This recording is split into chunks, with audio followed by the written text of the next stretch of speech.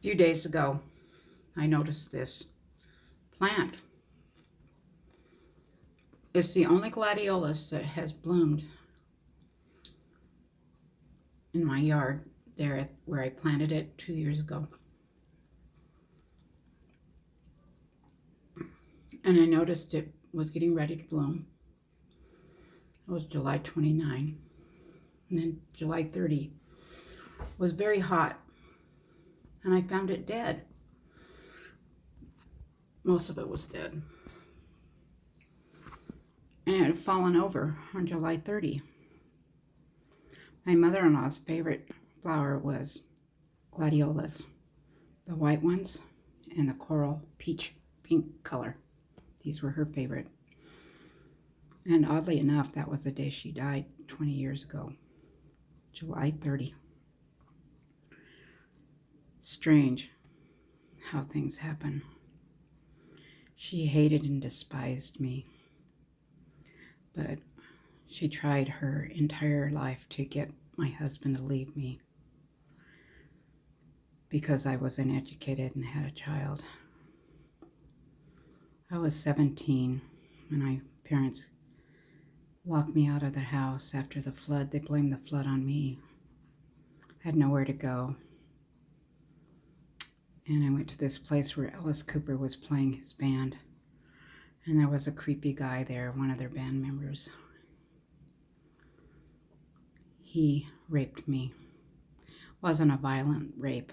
I just couldn't say no to him. I didn't have any place to go. I was only 17 and he was 23. And he gave me some drugs. That was his MO. He spent years in prison.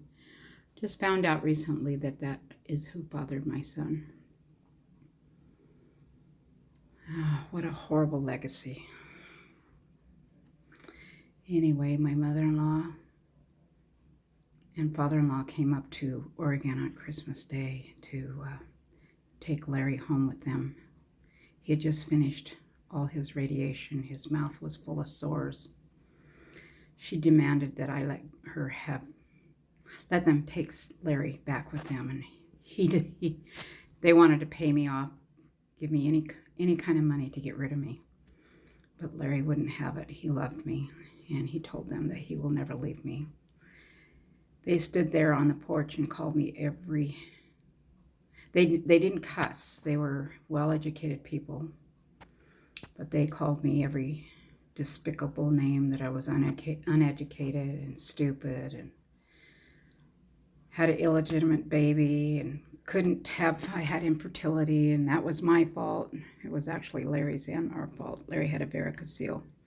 We both had 20 years of surgeries and procedures, and none of it worked.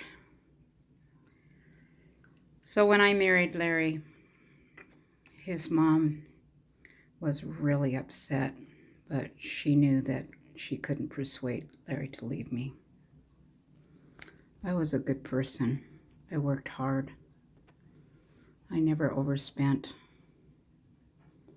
I worked full-time, kept a pristine, clean house. We had a 5-bedroom house. But when a few days after we got married, Alice wanted me to come over to their house and talk to them. They had a beautiful home on the side of Mount Helix. They lived across the street from Neil Armstrong, the astronaut. And I thought, oh good, Alice is going to be nice to me. She served me some iced tea and asked me to sit out on their porch, their deck overlooking the whole mountain, beautiful area with $1 million homes. So I was excited. I thought, wow, she's going to accept me. She's going to be nice to me. Little did I know what her nefarious plans were. Claire de Lune. My mother-in-law was a music prodigy. She had a scholarship for the Juilliard School of Music. So she played Claire de Lune with perfection. And when I started taking music lessons, she was very critical of everything I did. I couldn't do anything right.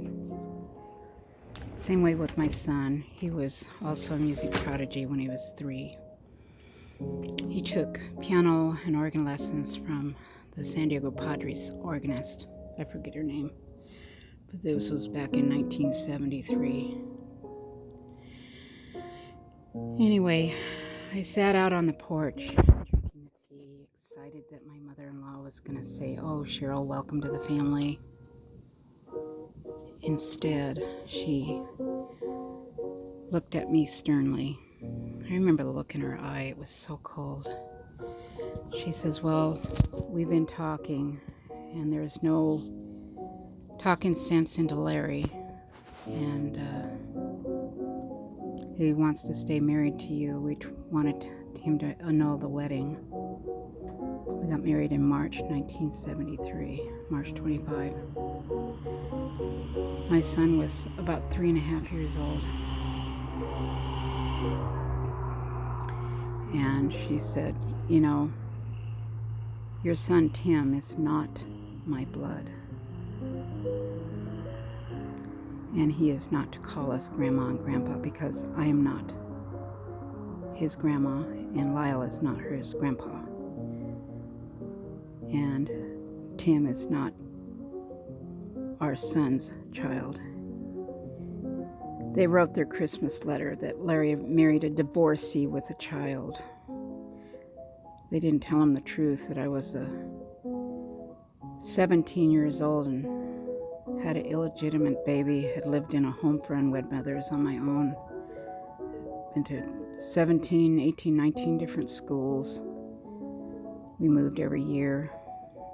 Our house was destroyed in the Loma Linda flood, February 19, Tuesday afternoon at 2 o'clock. I walked home, and there was 2 feet of sand on the street, unrecognizable. I didn't know where I was. Our house was totally destroyed by the flood. My parents said it was my fault because I had a poster in my room that said the word groovy, had the flower on it, said the word groovy, and my mom said that was satanic. So God punished everybody because of that word, groovy. So the way to deal with me was to kick me. Mind you, I wasn't a bad girl. I was a good kid. I always loved the Lord. And I was locked out of the house. They had gotten a 2-bed after the flood. They got all these loans and everything. I was supposed to have some furniture and clothing, but I got a half a bag. I got a pair of tennis shoes, a pair of underwear, and a pair of pants. And I was told, that's all I get. And they didn't have room for me. They had a 2-bedroom apartment. My sisters had a bedroom, and my parents had a bedroom. And my sisters got new, beautiful yellow, matching yellow furniture that I think was really cute. And my parents got a new bedroom set and living room and dining room, all new furniture. I think FEMA or whatever, Red Cross helped them. My mom was an RN at Loma Linda Hospital. But they told me they didn't have room for me. Locked me out of the house. Had nowhere to go, so I went to a place called Purple Haze on Barton Road, just outside of Colton, Loma Linda, right above their Grand Terrace. And there's, I think it's called Purple Haze, and they had me staying there with these people that were caretakers there. And this guy, his name was Happy. I didn't know his last name. I think his name is Bill something. In and outer, he spent most of his life in prison for raping, drugging and raping. That was his MO, and I was one of his victims, but I didn't know it. I thought my son's dad was some other guy that I'd spent the night with, felt obligated to have sex with. Because I needed a place to stay, I walked around the streets of Loma Linda crying. The Schaefers finally took me in. Robert Schaefer was once the hospital spokesman for Loma Linda University Hospital. And his sister Linda was older than I was, but her parents were appalled at what my parents did, so they took me in until it was evident that I was carrying a baby. And my mom drove me to Booth Memorial Hospital in East LA. My parents moved down to San Diego a few months later.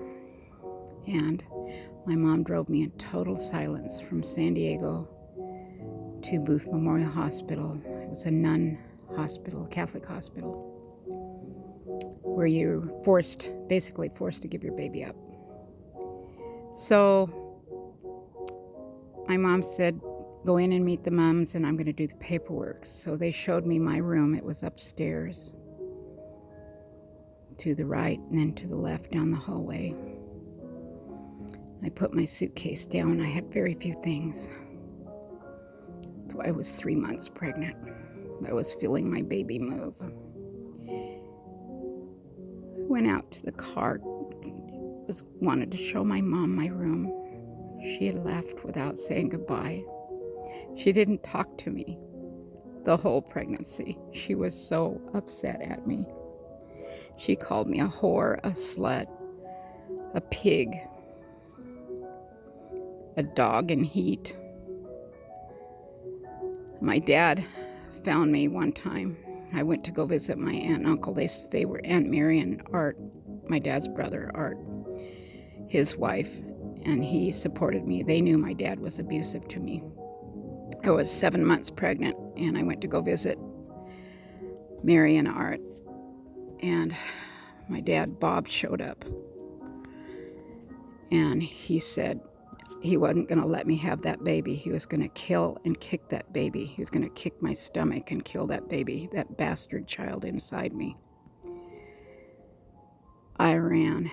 Art told me, run, Cheryl. And they called the cops. He fully intended to beat that baby out of me.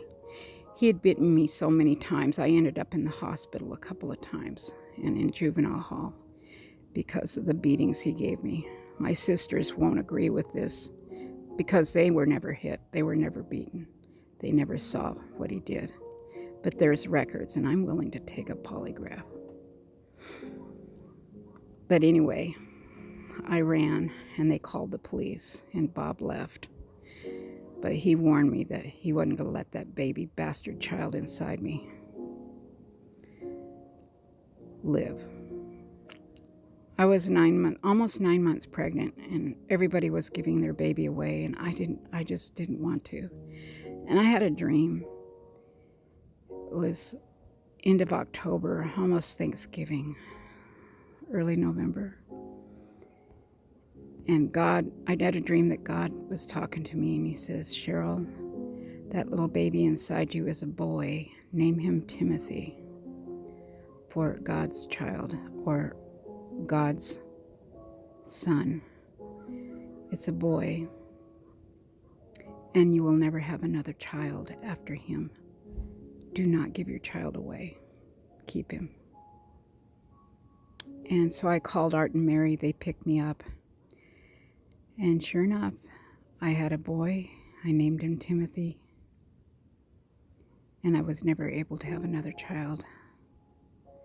Because when I was raped, I was given a horrible STD. And it destroyed my fallopian tubes, my uterus. And that's what caused my husband's cancer, the HPV virus.